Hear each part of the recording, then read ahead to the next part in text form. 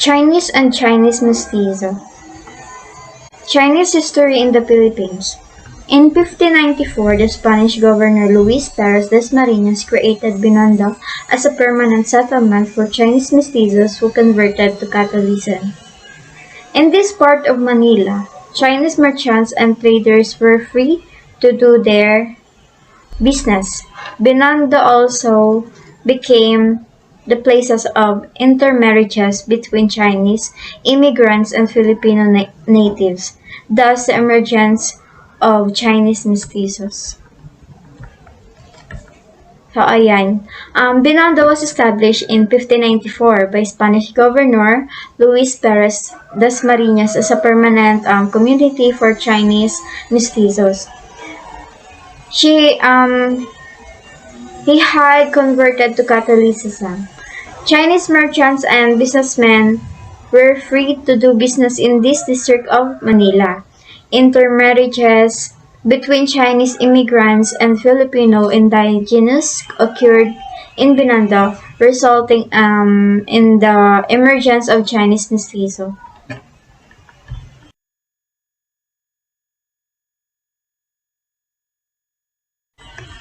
Okay. Chinese mestizo communities, aside from Binondo, emerged in many other parts of the archipelago in Manila. Notable communities were Santa Cruz and Tondo. In the early 17th century, more than 100 Chinese individuals were married to Filipino natives in Iloilo, Pampanga, and Cebu. In northern Luzon, Chinese mestizos could be found in Pangasinan, Benguet, and Mountain Province. Apart from Binondo, Chinese mestizo group have sprung up all across the archipelago. In Manila, significant neighborhoods include Santa Cruz and Tondo have a partnership. More than 100 Chinese people were married to Filipinos in Iloilo, Pampanga, and Cebu in the early 70th century. Chinese mestizos were discovered in Pangasinan, Benguet, and Mountain Province in northern Luzon.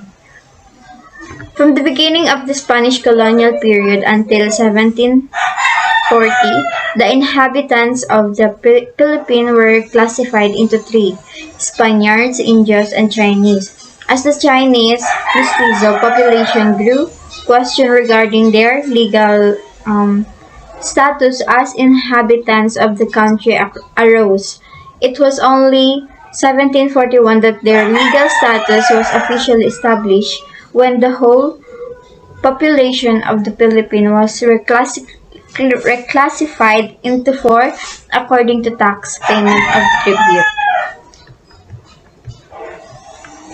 So, from the start of the Spanish colonial period till 1740, Spaniards, Indios, and Chinese were the three groups of people who live in the Philippines.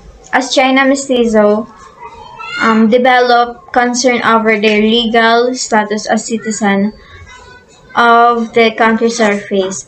Their legal status was only created in 1741, when the entire population of the Philippines was categorized into four groups based on tax payment.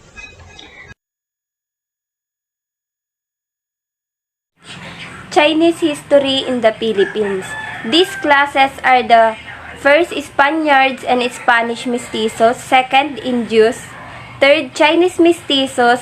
Spaniards and Spanish mestizos were not required to pay taxes depending on their income. Ang mga Spaniards at mga Spanish mestizos ay hindi kinakailangan magbayad ng buwis depende sa kanilang kita. Higit pa, kaya ang isang patakaran na naglilimita sa bilang ng mga individual na Chinese na maaaring manirahan sa Pilipinas ay pinaghihigpitan ang kanilang lugar ng paninirahan ay ipinatupad, kaya sa pagkatapos ng 19th century ay nagkaroon ng halos 5,000 Chinese mestizos sa Pilipinas na may 46,000 nakatira sa Manila. At Chinese mestizos then was any person born of a Chinese father and Indio mother. So, kung ang tatay ko ay Chinese at ang nanay ko ay Indio, ako ay Chinese Mestizo. A Spanish Mestiza and a Chinese Mestizo. So, kung ang nanay ko naman ay Spanish at ang tatay ko naman ay Chinese, ako ay Chinese Mestizo.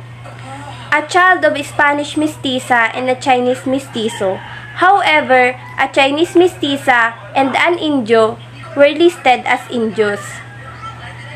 Significance of the Chinese Mestizo. Ang pagpapatalsik sa mga Chinese emigrant sa Pilipinas sa kakayahan ng mga Chinese Mestizo na mag-take over sa mga pamilihan na dating kontrolado. Chinese mestizos became prominent and influential figures in the areas of industry, commerce, and business during the Spanish colonial period. They carried on a lucrative by collecting goods from the north and selling them to Manila and nearby provinces. They monopolized the internal trading in the Philippines while the Spanish mestizos were concerned with foreign trade. Significance of the Chinese mestizos. The entrepreneurial power of the Chinese mestizos gave way to the emergence of the Philippine middle class described as more active and enterprising, more prudent and pioneering, more oriented to trade and commerce than the Indios, according to Bowring 1963. So, since madaming Pilipino ang nag-aasawa ng Chinese back, then dumami ang mga Chinese mestizo, and they give way to the emergence of the Philippine middle class since marami silang alam sa trading industry. Kaya, nagbahagi sila ng economic power sa mga tuntunin ng pag-export at pag-import ng mga produkto, kaya sila ay naging mga landholder, wholesalers, retailers, at may-ari ng karamihan ng mga artisan shop, kaya bukod sa nag-aambag sa katatagan ng ekonomiya. Another significant role that Chinese mestizo played in the Philippine society was the formation of the Filipino identity. This was evident during the latter part of the 19th century when they became clearly influential in the economy of the Philippines as a Spanish colony. This caused the Spaniards to be concerned with the ability of the Chinese mestizos to cause discord in society.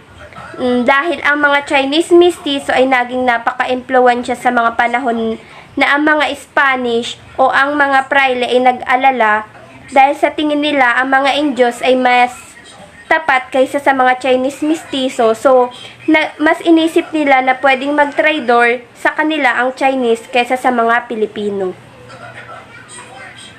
By 1800s, Chinese mestizos in the provinces began to form opinions regarding the Spanish colonial rule.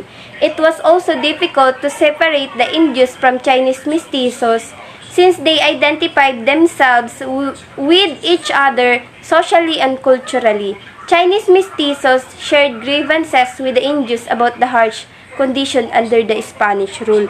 Since the Chinese mestizo began to form middle-class Filipinos or middle-class citizens were able to send their children to higher education.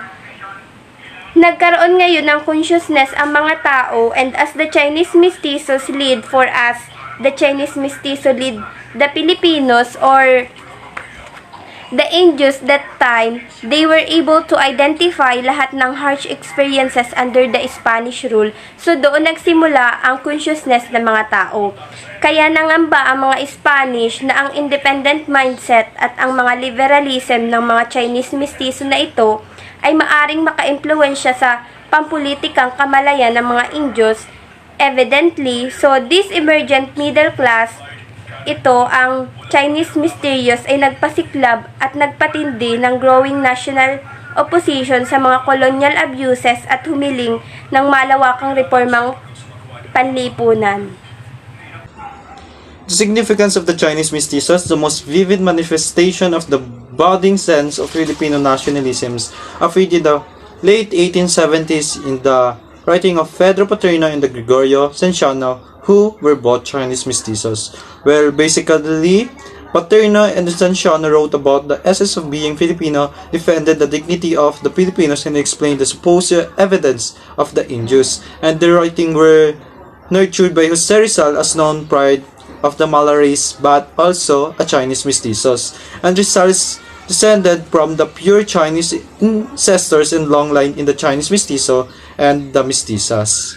The significant role of Chinese mestizos in the making of the nations was highly evident as the turn of the century. Their involvement in the armed revolt against the colonizers shown that they recognized Spain as the enemy or the oppressors. The Philippines revolutions of 1869 to 1898 was the act of determination on the part of Filipinos, Indians, and Chinese mestizos alike to claim for themselves and for the future generations the incomparable birthright of the nations. So, what is the connection of the Rizal to the Chinese mestizos? The Rizal is the fifth generation's Chinese mestizos. However, he and his father were considered as Indians. Some documents and scholarly papers noted that Rizal's dislike being called Chinese mestizos, or in the modern sense, Chinoy, and this associated himself from Chinese relations. And lastly, through his novel No Limitangere and El Filibusterismo, Rizal exposed the abuses and corruption of the Spanish authorities, condemned the oppressions of the people by the colonizers, and ridiculed the hypocrisy and overbearing attitude of the Spanish peers. He also depicted the bloody revolution that sparked people fury and eventually led them to default, and at the same time, as a sign of his concept toward Chinese emigrate in the Philippines, his novels brim with insults and scorn for them. So Rizal clearly manifested his anti-Christian feeling with his writing, so as well as his correspondence with his family and friends. So by the virtue of his slime age, Rizal could have had a special connection with the Chinese, but such was not the case. The concern here is whether results this instinct over his Chinese lineage made him less of a hero is not something to argue about. Chinese mestizos or not, Jose Rizal or Dr. Jose Rizal is the nationalist and the Filipino, so that concludes that first section, which tackles the ascendance of the Chinese mestizo. Reporters Jonalyn Abres, Sheila Ibita, and Michael Jordan Arbale. That's all. Thank you.